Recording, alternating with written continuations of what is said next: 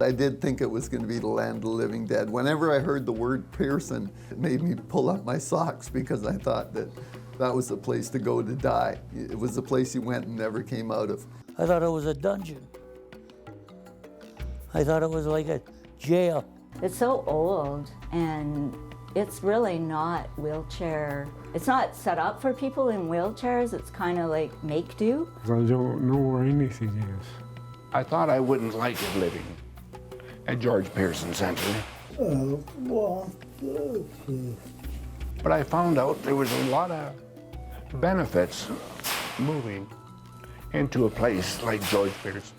Here they had programs such as the pool, physio, and recreation. And you didn't have to worry if you needed medical supplies about going out to get them. They're already here. And the friendliness of everyone when I got here was really warming.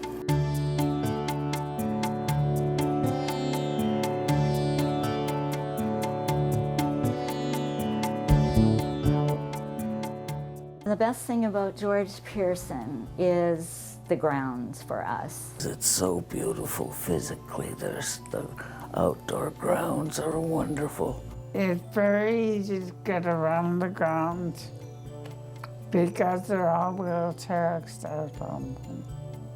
For John's room to have easy access out to the patio, to get outside and get some fresh air. And they have the garden club, and I have a plot of my own actually that's set on legs so that it's high enough for me to be able to plant stuff. And it's really truly a blessing to find produce. I grew carrots and tomatoes and some flowers. This is the gardener, my wife.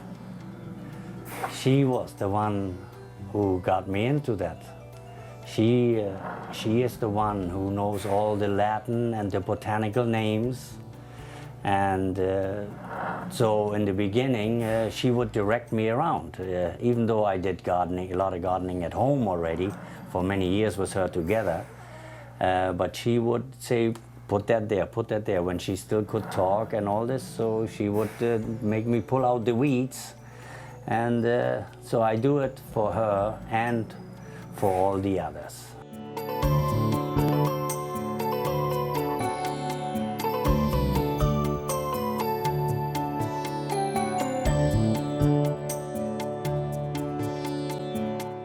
There's a community kitchen when we cook and then eat something really tasty. I go there and socialize and eat some different food and instead of going to a restaurant. Everyone gets to do something, either grating cheese or whatever task is needed. And so that's good too, depending on how able someone is. They find something for just about everyone to do. I love to chop vegetables and grate cheese, potatoes, beets, whatever they throw at me. It goes into the menu somehow. It all turns out great. Fantastic. I make food, different food for the other residents, and we sit there and enjoy whatever we can do.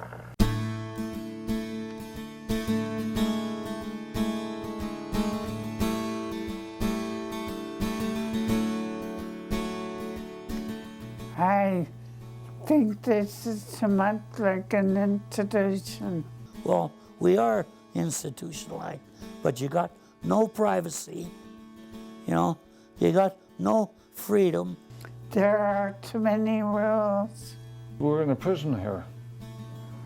They tell us what to do, when to go to bed, when to come back, and where to do what, and what we can't do. They always want to know where you're going, who you're going with, what time you're coming back, etc.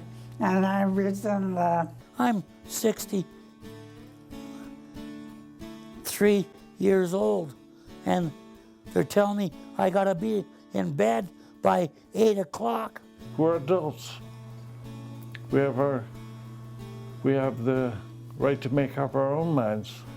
I don't go to bed until midnight, you know, but not here. You go to bed when we tell you.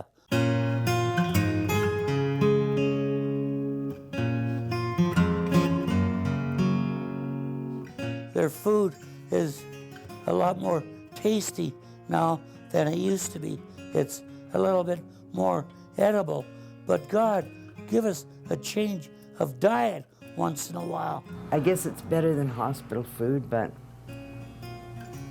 we are paying for it, so it'd be nice if we had a little more choice, I think. Any more chicken, I'd have wings. A lot of the gravy is just absolutely garbage.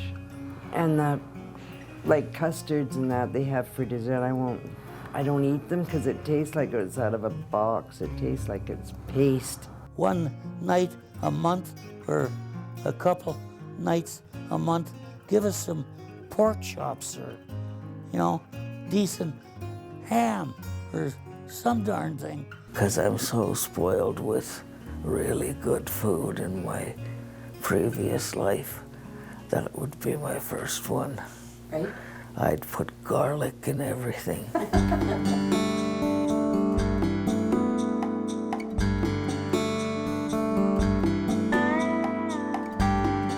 The care that I get, sometimes it's not the greatest because you have so many different nurses and stuff. I could barely keep up with the names of everybody coming in here. I never get the same one twice.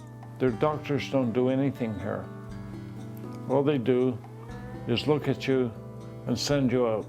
There has to be more educated people on the ward. The right hand really doesn't know what the right hand's doing. That's all I can say about that. And they assume because you're in the wheelchair, you have no brains.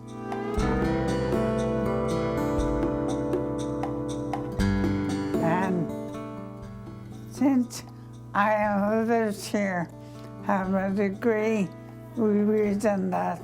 Didn't like the way they treated residents. They were like bossy, rude. It's up to me to say what I want to wear or what, but sometimes they don't give me that chance. If you don't even care, you know, to put a person in a wheelchair, which is basically their legs, their way to get around, put them in properly. The care aides around here, we have a nickname for some of them. We call them don't care aides.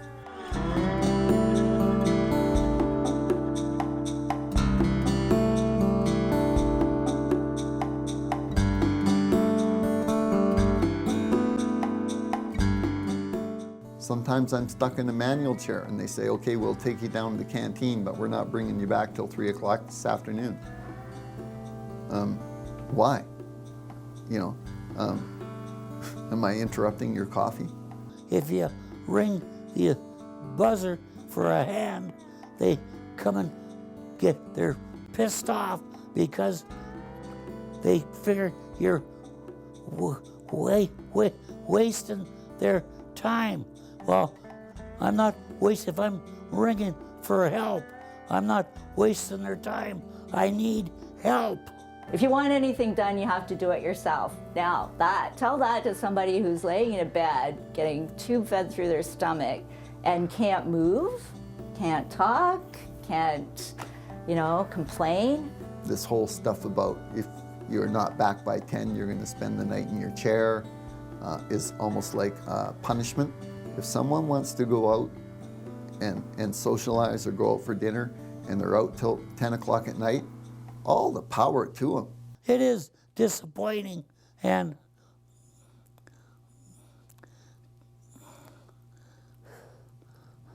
frustrating, really frustrating.